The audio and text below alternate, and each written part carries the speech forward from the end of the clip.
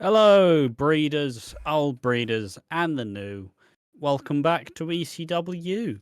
See, I'm rhyming. Look at that. I got it all rhymed up.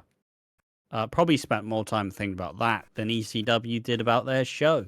But they are doing something different this week. It's ECW episode 40. It is the 13th of March 2007. And we're back. Not in person. To finally fucking talk about ECW. So inevitably, this video will be longer as we don't fucking as it's ECW, you know. In person, there's less to say. On behind the camera, oh fucking here we go. Yeah, this is obviously the 40th episode of ECW. Excuse me. We've been here for 40 weeks. Can you believe that? Well, I know we took some breaks and we jumped over to NXT a little bit, which is still continuing. We'll just get up to WrestleMania. And then don't worry, the people who are here for the 2010 stuff you'll get a lovely 3 months of that then. Yeah. Probably in the new year, if I had to guess. We've also recorded a Christmas special, which is TNA 2007, where we look at Eric Young believing in Sandy. It's an interesting video to some extent, only 20 minutes long, but it's been released on the 20th of December. Why am I telling you this? Because this is probably on the 12th of December. So we'll not releasing the Christmas episode on Christmas. No. Because well, let's be real, I don't want some sad cunt choosing us over fucking their Christmas with their mother. Mate, who's choosing about why? No one's doing that though. You don't know that. Literally no one's doing that. I refuse to believe that we're more important than Christmas. Look, Although my ego says otherwise. Well, look, there's probably a depressed 40-year-old with a gun in his mouth on Christmas. You know, if he puts on us, he's going to definitely pull that trigger. Okay, that was... I shouldn't have said that. That was a bit dark. Bit much. Bit fucking much. But it's staying in. We're talking about fucking shit wrestling, mate. Fucking hell. Fucking Jesus, Piggy. Jesus. But yeah, just like that guy, the trigger in his mouth. That's what I wanted to do. Because this episode of ECW was fucking shit. Fuck me. It wasn't that bad. Well, when we had fucking Randy Orton do Randy Orton match. It wasn't that bad. Like, we've seen much worse episodes of ECW. Fair enough. I was shitting on it as a whole, but at least we're doing something different. We got a battle royal. A weird 3-way battle royal. Or like a 6-man battle royal, but it's basically 2 teams. No, an 8-man battle royal, but with 2 teams, which is bizarre. We get a Mick Foley appearance. We get Gene Snitsky's debut in the ring. You have Elijah Burke pestering CM Punk. And then you have Bobby Lashley taking on Randy Orton, which is as shit.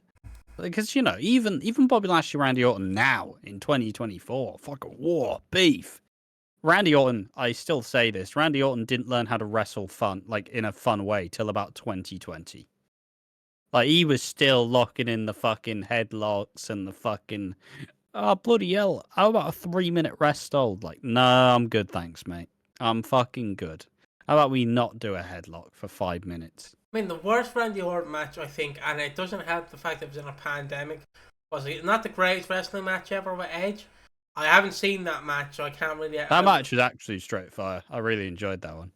But the one before that, at Mania 36, where it's just 30 minutes of stalling and just slow, melodical, like, probably one of the worst wrestling matches I've sat through, just because...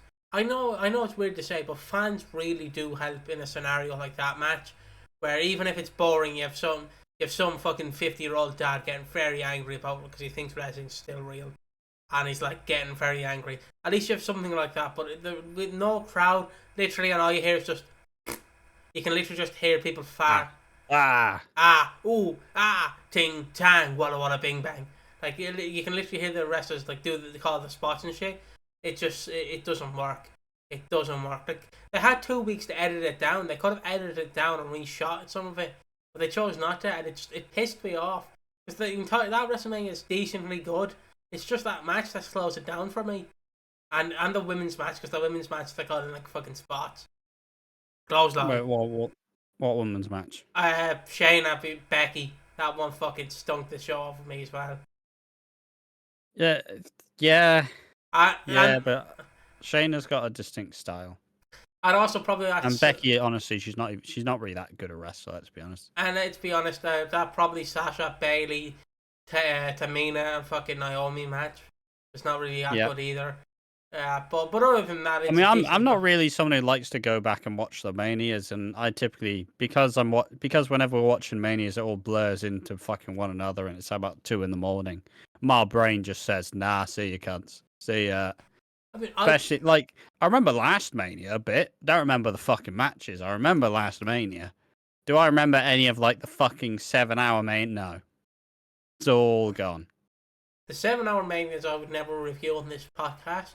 But I'd gladly do WrestleMania 36 in like 2030 when it's like 10 years old and see was it decent. But again, I'd probably have to do it in a few settings because it's harder to watch wrestling with no fans than it is with fans because you literally hear everything. Like I'm glad John Cena was not in the pandemic era. Fuck me, imagine you'd hear the cunt calling spots before he's even out there. Clothesline, Shinsuke now. Still my favourite Cena spot. Shinsuke now. Yeah, I know. I've heard it a lot. Yeah, sorry. We all have the wrestling things we reference all the time. So we were just watching ECW. Piggy mentioned Saudi Sean. I'm like, I've fucking had enough of Saudi Sean. Stop fucking mentioning it. Yeah, he was bold. Yeah. Funny, isn't it? He was bold, wasn't he? Look at him. He's bold and he's Shawn Michaels and he looks weird because he's a fucking weird old man and he's bold and he was better than the other 3 cunts in the ring. I've had enough of fucking Saudi Sean. Saudi Sean will have just like fucking Jungle Boy. It's real glass. I have an aneurysm. Luckily, I've not had to worry about that for a long time. But fuck me, was there a period where it's like every day, real glass, real glass of fucking boot this fucking desk in. Fucking Saudi Sean. Sick of it. All right, let's talk about the ECW. Going from kicking the fucking desk in back to the normal, back to the standard. The first match is the Battle Royal. It's an extreme Battle Royal. Not that there's anything extreme about it. You get Sandman, Sabu, RVD, and Tommy Dreamer taking on Elijah Burke, Marcus Corvon, Matt Striker, and Kevin Thorne. They're all wrestling as singles, but it's still basically a tag Battle Royal. Sandman gets thrown out immediately. I don't remember any of the other eliminations. I'll be real with you. RVD takes out Matt. Kevin Thorne gets RVD hits him about 3 times, and I'm like, oh, he can't get over the fucking ropes, the slow cunt. Oh no, RVD had to do the Mick Foley spot, and he gets eliminated. And Tommy Dreamer wins, as he's the sole survivor of the Battle Royal. And I'm still surprised at how I guess it is New Jersey. It's relatively home to like Tommy Dreamer country, but like it's still too popular. He was getting chants and cheers. And also, can I just now use the time? They show the new breed in the originals graphics. Fucking awful. Fucking terrible. A shitty like stock NB for new breed. And just the O in the ECW, like purple and barbed wire.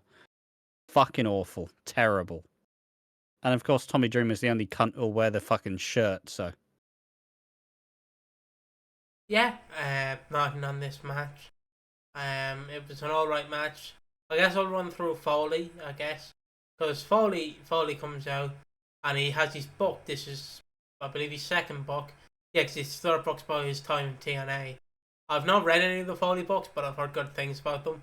The only wrestling book I really want to read is Sabu for obvious reasons, which I've mentioned before. But yeah, Sabu's book seems an interesting read.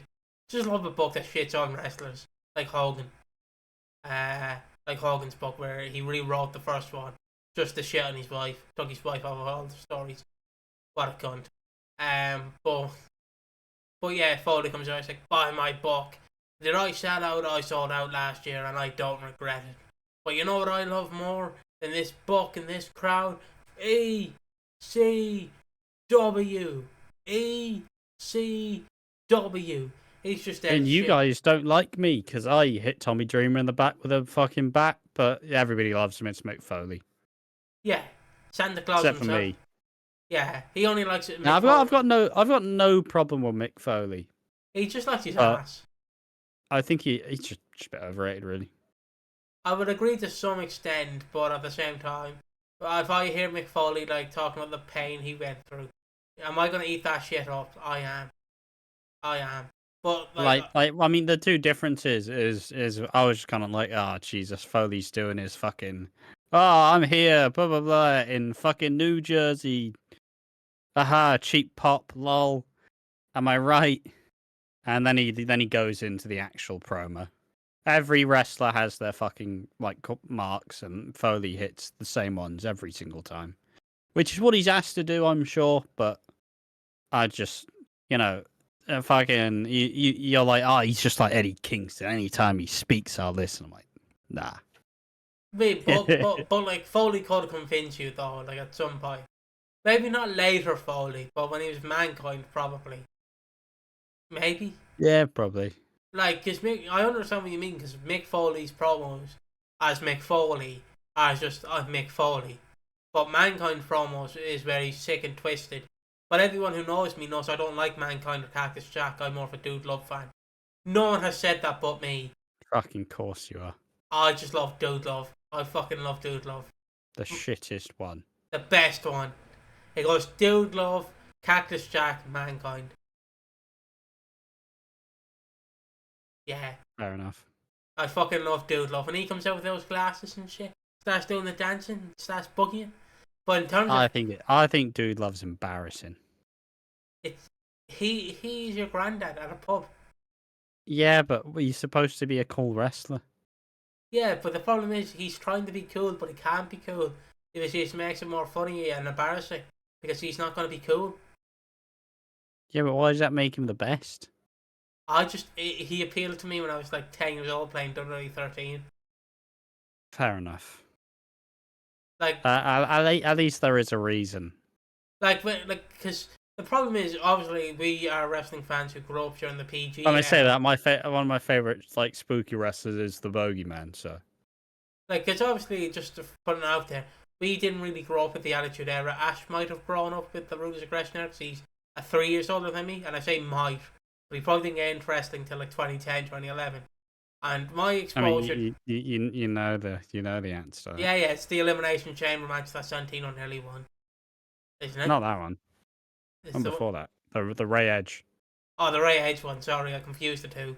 And obviously I grew up with like Daniel Bryan's rise to the top. But yeah, my exposure to like Mick Foley was Dude Love and Cactus Jack and Mankind. But I do love the three of them. Like, I still think they're Foley's best gimmicks. Like Cactus, so like when he cuts a promo as Dude Love, it's shit, but it's that good kind of shit. And when he cuts a promo as Cactus Jack, I'm invested. But when he cuts a Mankind promo, it's like the voices in my head. Where he's just screaming to get out, but he can't. That's dark, I know, but that's why I like Mankind promos. It's like something in my head. But yeah, that's enough about Foley. Mick Foley promos as Mick Foley, they tend to be good or bad. You just take whatever, really. I mean, for what he was supposed to do, it's just yeah. But you have to admit though, he is a lovable guy. So like you just said, yeah, for sure. Like, I'm just fed up of him at this point. Like let's be realistic. If WWE has, I'm at that stage where most wrestlers I'll happily phase out. Right. Fucking Jericho. Obviously, Mick Foley doesn't do fuck all anymore. But like, I'm at the level where I never need to see him again, and I'll be happy. Yeah, but what I'm trying to say is, like, obviously, if they need Foley, like, say for instance, they have a deodorant ad they need to shill, you just send Foley out and to buy all the deodorant because that's what Foley's good at doing. Like, he's shilling as Foley. Yeah. But that's what I have to say about him. Like he cuts an alright promo here. It's not one of his best, but still, if I had to rank him with Eddie Kingston does outweigh Mick Foley.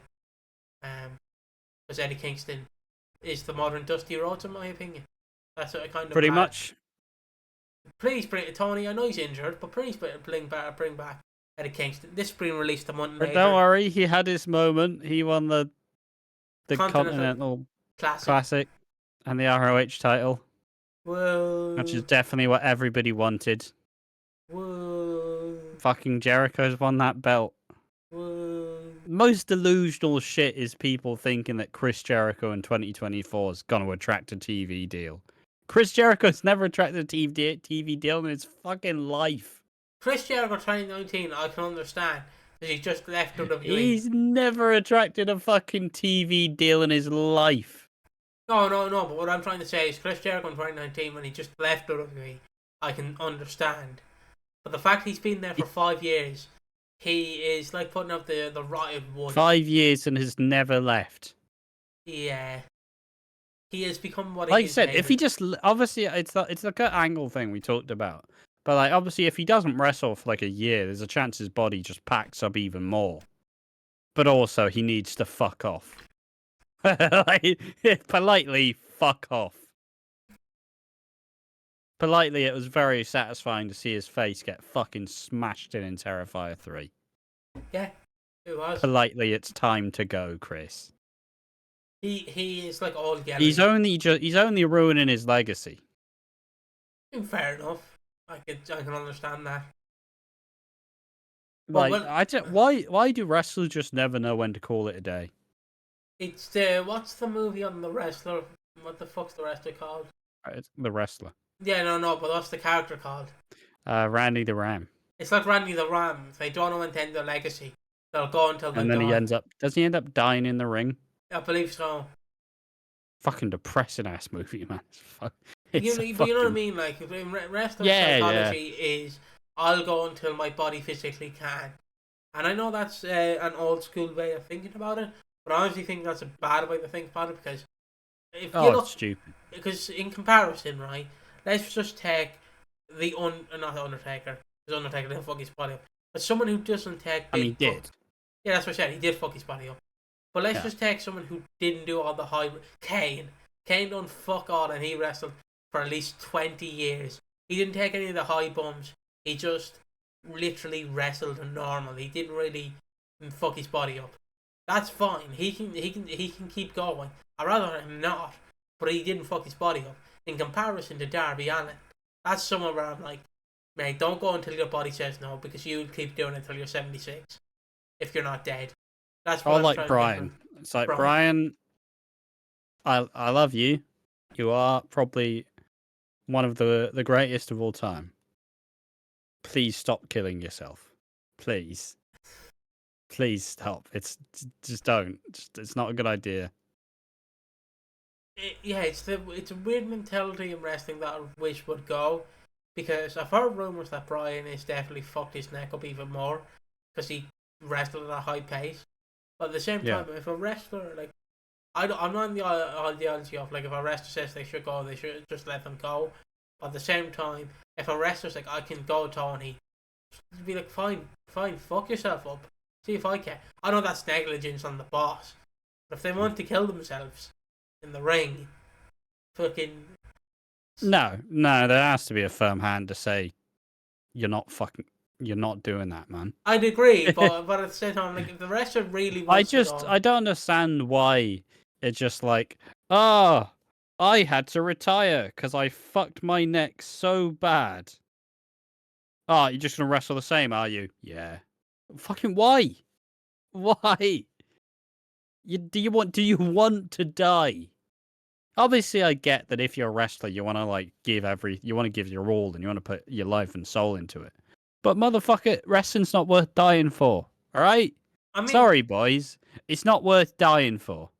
Like obviously we talked about Randy the Ram, but literally the best example, and I'm sorry to bring up his name, is Chris Benoit, who literally wrestled until he fucked his entire head up and then did what he did.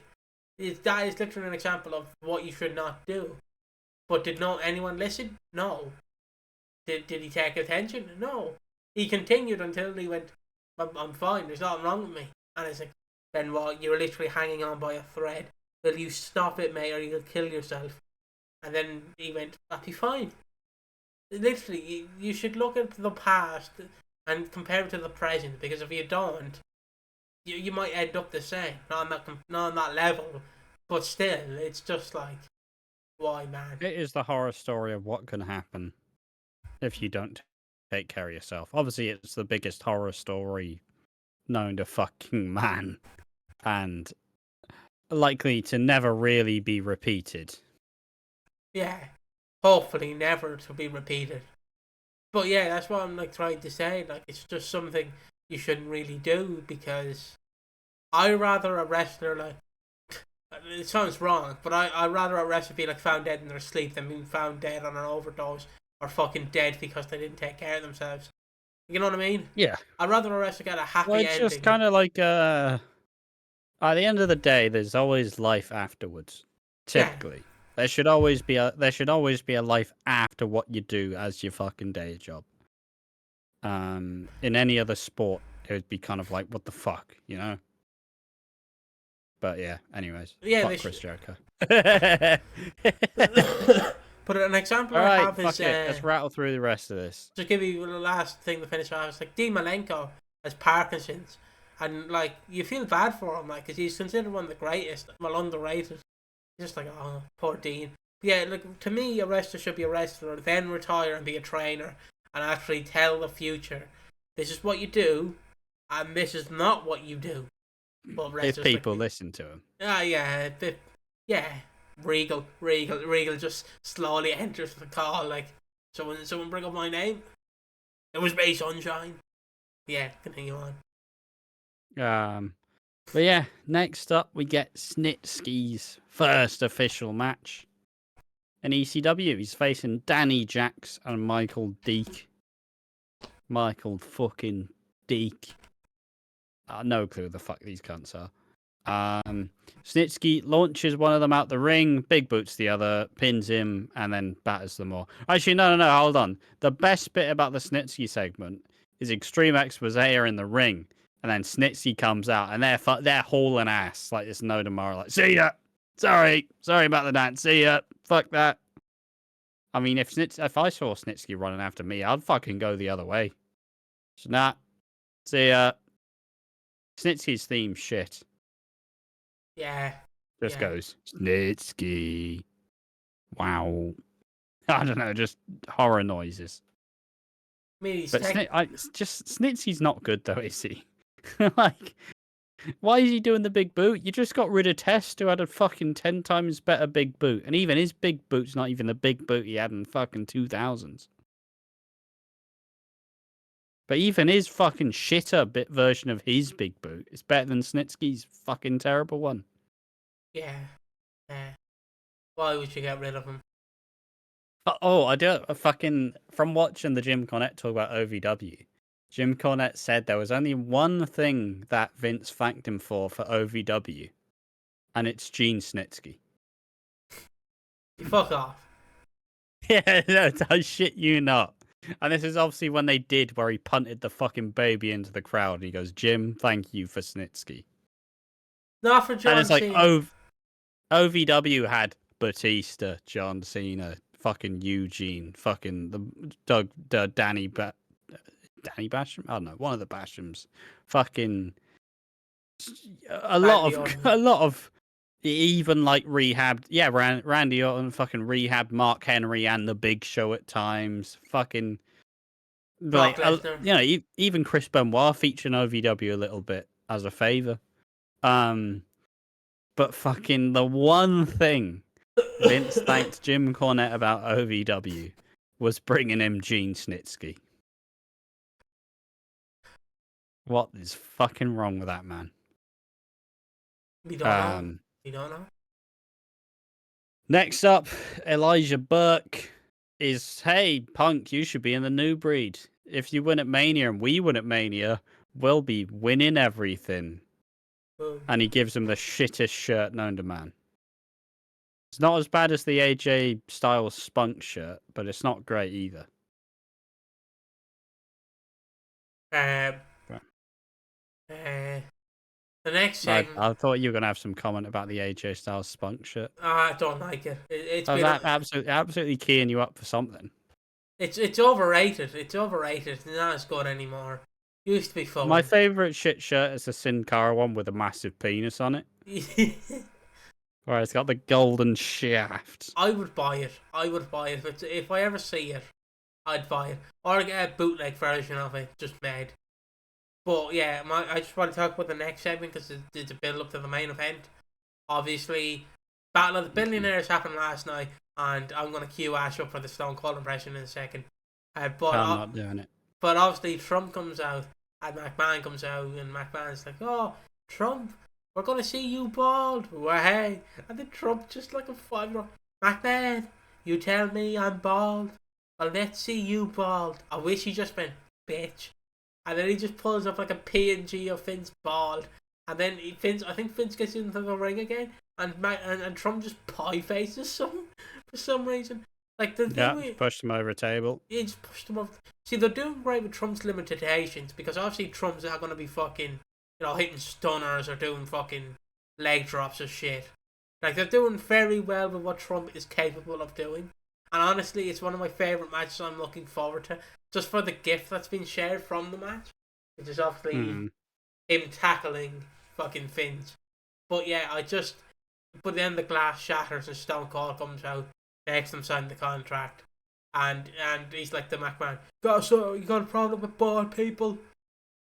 And then he's just, he's like, got a problem with bald people? And then it's like... Then they show Bobby Lashley just looking a bit fucking sheepish in the corner. Bald people, you say? And then like he stunners Finns for some shit. And then they ask a bunch of celebrities who they like to see bald, and obviously they don't watch wrestling, so they go, Trump, McMahon, yeah, Vince bald, Trump, Vince. Yeah, but the main event it's Bobby Lashley taking on Randy Orton. Randy Orton, who's feuding with Edge ahead of WrestleMania. They're in a singles match together because I assume rated RKO split. This match is fucking one of the most boring shit Randy Orton matches I've seen in a long time. Not really a long time. It's only been, 4 or 5 years? Yeah. Because Randy Orton, I've always joked about this, but Randy Orton didn't actually learn how to wrestle, in an interesting way, till about 2020. Do you the time that it fucking hurt me the most is, just after Kofi Mania. Yeah. And then it's like, SummerSlam, Randy Orton, shittest match possible. Randy's doing nothing. I'm going to wrestle slow as fuck and just be shit. And I absolutely tanked that fucking world title run. And then he loses to Brock Lesnar. It's like, great. Cheers for this, guys. Yeah. Also, as your camera and, Randy Orton, great now. Not this time. He puts him in a Boston Crab at 2 points in the match for about 7 minutes total. Also, I should say your camera froze. Oh, fuck him. Oh, that's what Randy gets. Okay. He's back, is he? The camera is loading. I just should pause. We are back. We are back. We had some technical difficulties. As you can see, it's about 5 weeks later. As the sun is shining on Ash. We are now in March of 2025. So yeah, this match was nothing. I don't know why I paused it. I could have finished this off, but I paused it because I guess I want Ash to get his words in. Your final thoughts about this match? It was fucking ass.